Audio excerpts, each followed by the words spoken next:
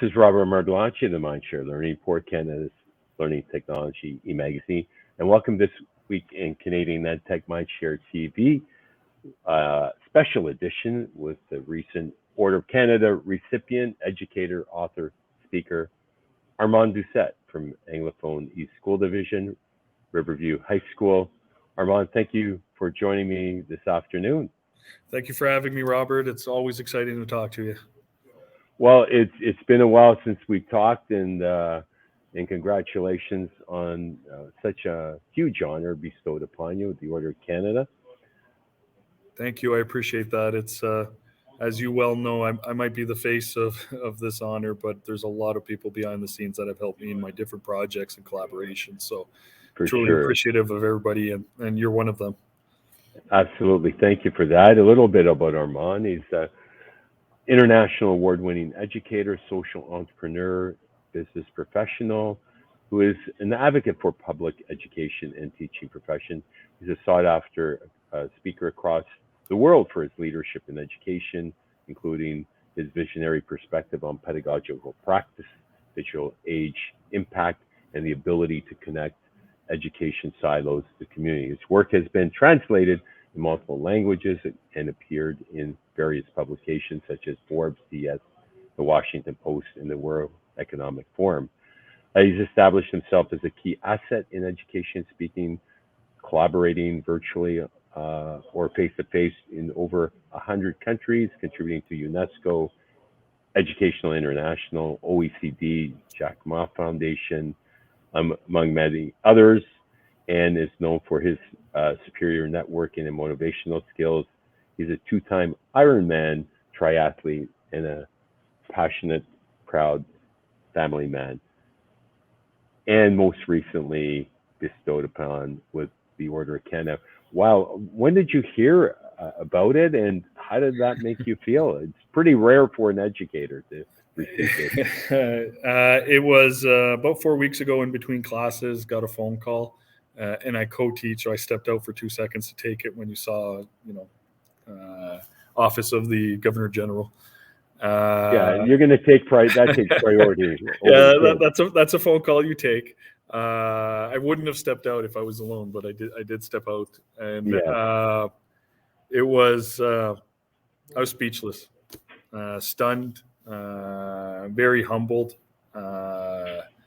and I'm still processing what it means and my emotions based upon it. I think being appointed to the Order of Canada suggests that we've done some really good work, but the work's not done, and we still have a lot of work to do. Absolutely. And is this something you grew up wanting to receive, or is it something that just unexpected? I mean, growing up, I had no clue about the Order of Canada. I mean, I knew about Terry Fox and how impressive his run was. I mean, we all learn it. And it continues on to be today one of the major fundraisers for cancer around the world. I think they're up to over $1 billion. But receiving the Order of Canada would have been nothing that I would have dreamed about. I would have dreamed probably about wearing a Canadiens jersey and trying to mimic Maurice Richard. It's amazing how there's all this great work being done by educators, outside of, the Toronto area, the center of the universe, as it's been called by the Westerners or East Coasters, tongue in cheek. And it's about storytelling. It's about sharing. And that's something that we love to do, is that when there's great work being done, that we love to illuminate the story, like in your case, where you've been working with your students and then reaching out internationally and sharing and learning. Because one of the interesting things that I learned over time, because we do a lot of conferences and we do travel a lot, is, there was one of the C21 superintendents that was always on the road with the team and traveling, a number of them. And I soon realized that when you're sharing your learning, and it's a constant feedback loop, and that is powerful. Yeah. That's so powerful with the relationships that you built. And hence, I'm writing a book, and you've written more than one, The Art of Networking in the Digital Age. And it really is a playbook on helping people thrive and Mhm. understand the importance of the power of people and human networks powered by technology. Yeah, I mean, we talk about computational thinking as being one of the important competencies moving forward in the digital age, obviously. But you can actually take computational thinking and look at it from a networking point of view, and connecting two people within your network that might not know each other but have common interests, or one has a strength that could help the other one's project, and it's something that I've done a lot of in the past, where you've looked at your work network internationally, and kind of looked at that growth, and that, like you said, that sharing and learning. Anytime that I have been abroad to give a keynote or facilitate a session, professional development, or in a meeting advocating for public education or the teaching profession, it's also been a massive learning experience for me. And I see it Mm-hmm. as my role, that if I have the opportunity and the platform or the chance to be in these situations, that the goal is to bring it back and to not only enrich my online community across the world, but also my own personal community within my region. And my region would include, the Greater Moncton area, Riverview High School, the New Brunswick education system, but also Canada, right? And if I'm not doing that, then I'm taking advantage of the situation that I'm in. And they're so lucky to have you that you come back and you've chosen to remain an educator in a school, and that wasn't your first rodeo. Your your No, it your wasn't. original career was you were worked in industry. Right. And so I actually worked as a coach for quite some time, and then worked in industry and sales and marketing for a while. And then decided that the impact that I was having was not the impact that I wanted. And I kind of lived by the motto of trying to leave a sustainable future for my kids, my three young children. And so I made the move to education. And since I've been in education, I've had lots of opportunities to do what I want to do here and have an impact with my children that I teach, and the students that I teach. And, a lot of that I'm not going to see for years to come, because obviously the seeds you plant, you don't necessarily see the trees grow.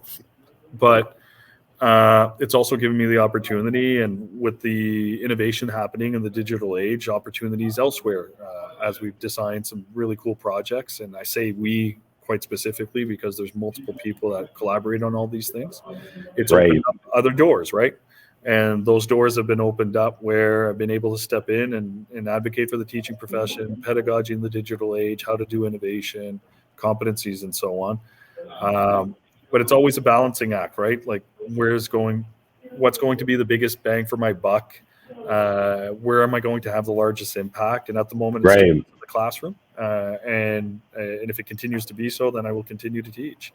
Well, At some point, you got to look at family, kids, and everything else, right? So it's always a yeah. question of where's Well, my largest impact. I was a sport information director with 45 varsity sports teams in Yeah. my 20s. And then when I was getting married and thinking further down the road, I'm like, this is not conducive to family life. So I did a pivot. I fortunately, met, one of Kevin O'Leary's buddies who was launching a learning company, School Business in Canada. That was my foray into EdTech. It all started with a conversation, but the lens that you bring to education and the leadership is very powerful. In fact, there's one district that's having their teachers go into teacher co-op to get experience in the real world and bring that experience back.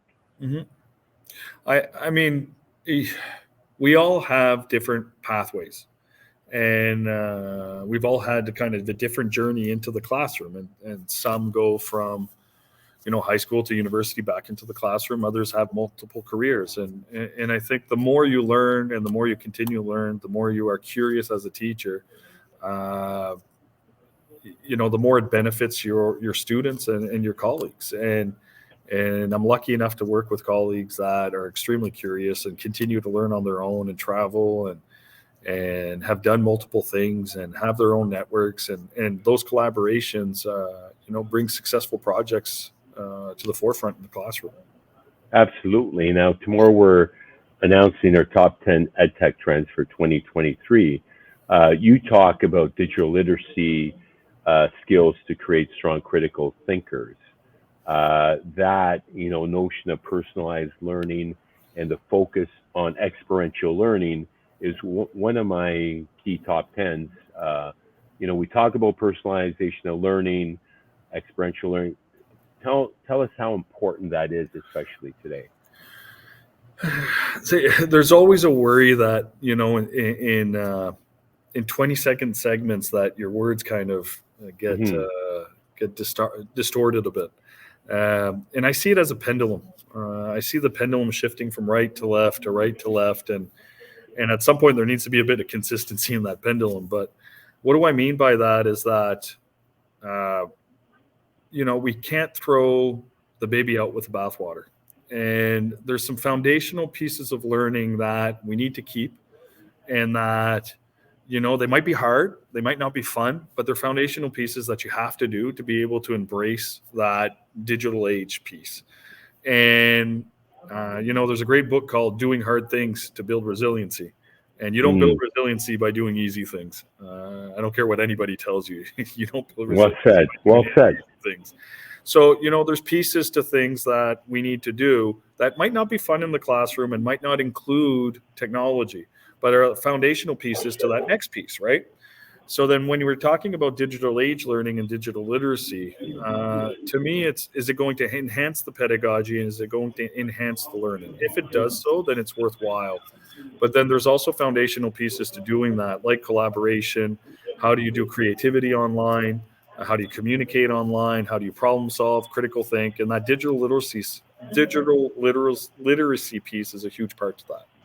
Absolutely. And let's talk about well-being. And you are athletic. I just played lunchtime hockey with some buddies nearby and trying to balance things off. And well-being and active play is one of our top 10 trends that we see that is important to get the kids off the computer, outdoors. Yeah, maybe utilizing some of the apps to, when Mr. Fogarty won the Schools of the Future Challenge, he had kids doing physics, going down the toboggan on a hill, measuring velocity.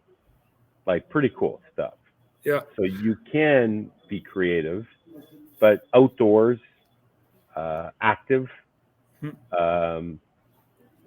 besides talking things through about well-being, you actually need a physical outlet, I believe.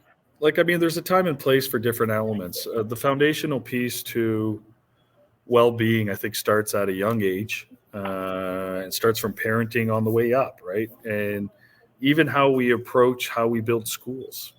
So if we take things in silos, then we are going to struggle with the health and well-being of our society. If we look at it from a holistic lens with all departments and everybody on board, then you're looking at a different type of approach to health and well-being, which would be a lot more proactive. So take for account K-2 schools. Why are we busing K-2 kids to schools when we could have a 3-floor, 4,000 square feet within a subdivision, and they can walk to it, right? Within a kilometer and a half, everybody walks. You're building that foundation to walking to school. They don't need a full-fledged gymnasium in kindergarten to grade 2, right? They can do phys ed, they can do yoga, they can do mindfulness, they can do meditation within that, and then use the outdoors, right? Which has been proven to be very important. And you can do a lot of that physical education outdoors. Just to give you one kind of example on that, the schools now are community hubs, and there's research on community the impact on community from schools, and schools being at the center of communities now, and schools kind of taking on that role of social worker, connector, networker, first line of triage for medicine and so on. Like, I mean, I'm not saying we were offering medicine, but I'm saying, like, in terms of, you might be the one connecting them to a doctor or connecting them to the dentist, right? To make sure that they have healthy meals. There's all sorts of things that now are kind of at the forefront at schools, and we need to look at the school differently than we have in the past. Absolutely. And the role of the teacher is being redefined. Are you supposed to be the psychologist and, the tech expert? We heard recently that high school kids are saying their teachers don't have the technical skills to help them. Is that a requirement? So faculties of education need to, do their part.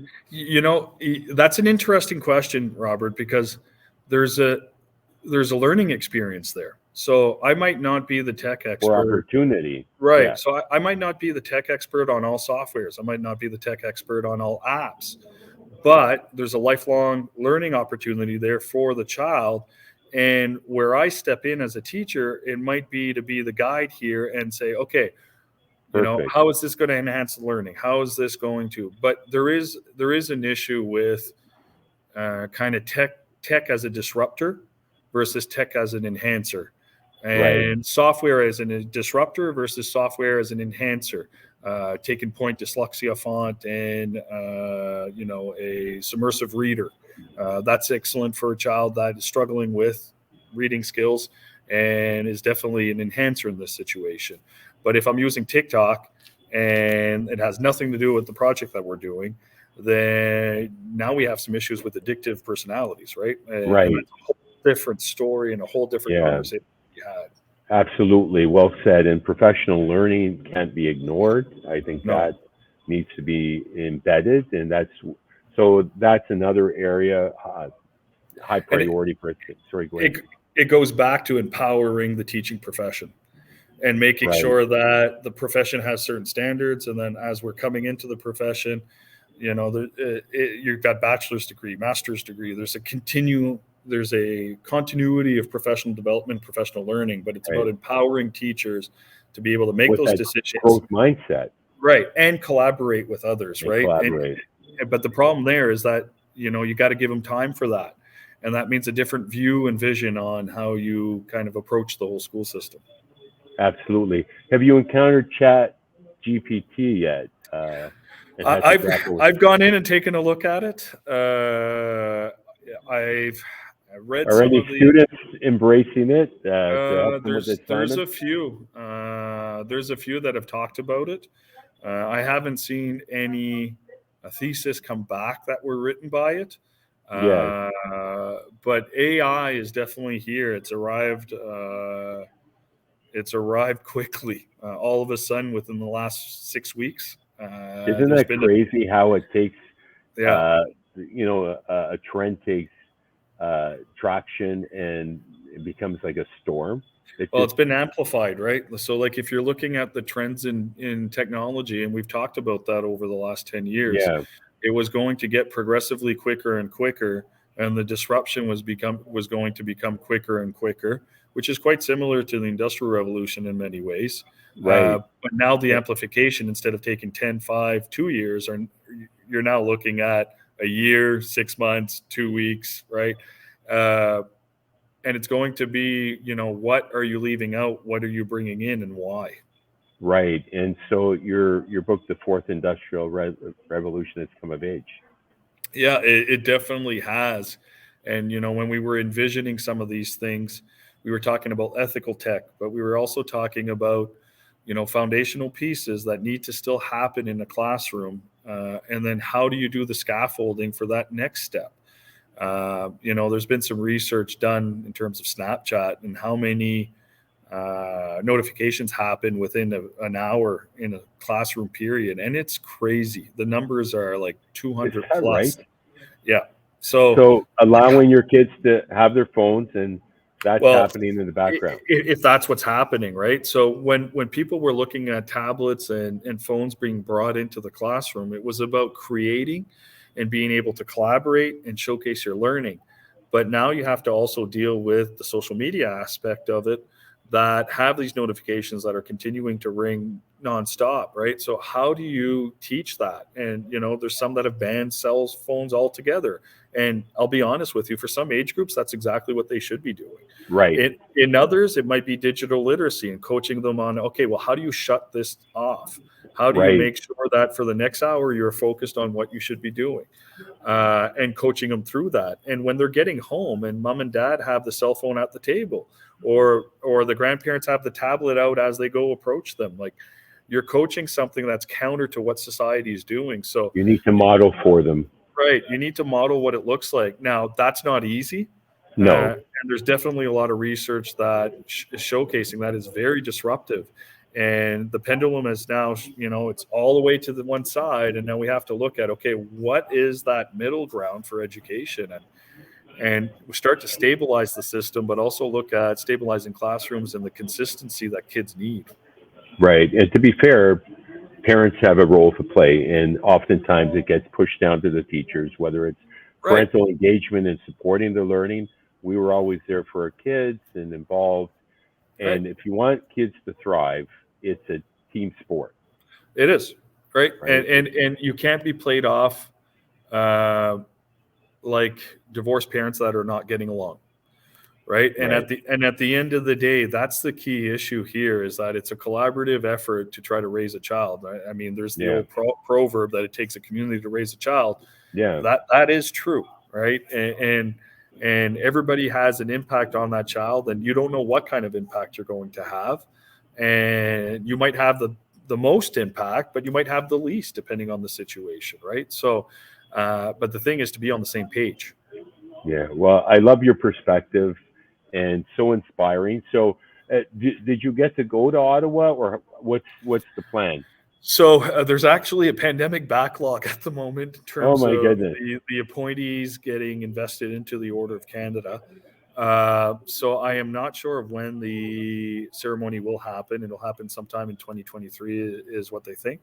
But I'm really looking forward to it. I'm looking forward to, because it's all walks of life, all subjects, all sectors. It's really exciting for me, because it's a chance to network again, a chance to celebrate Canada's, incredible people, and then hopefully bring some back to the classroom and be able to, amplify and enhance the learning for my own students. And have you received the medal yet, or the pin? Or I've received the pins, but the medal actually happens at the investiture. Oh, okay. And how do you wear that? Is there a requirement, or there's specific?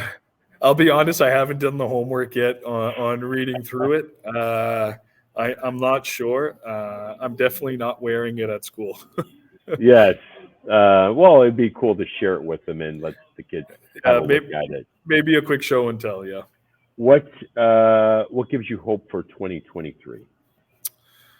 I mean, I'm always hopeful. But I'm hoping that we are going to find ways to communicate and build bridges. I'm hoping that people are willing to work together to kind of build a sustainable world. Now,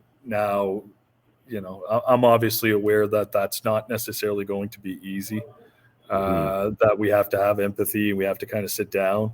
And I'm also hoping that people are going to take ownership for what they build. There's a lot of disruption happening in Silicon Valley. There's a lot of disruption happening in the tech world.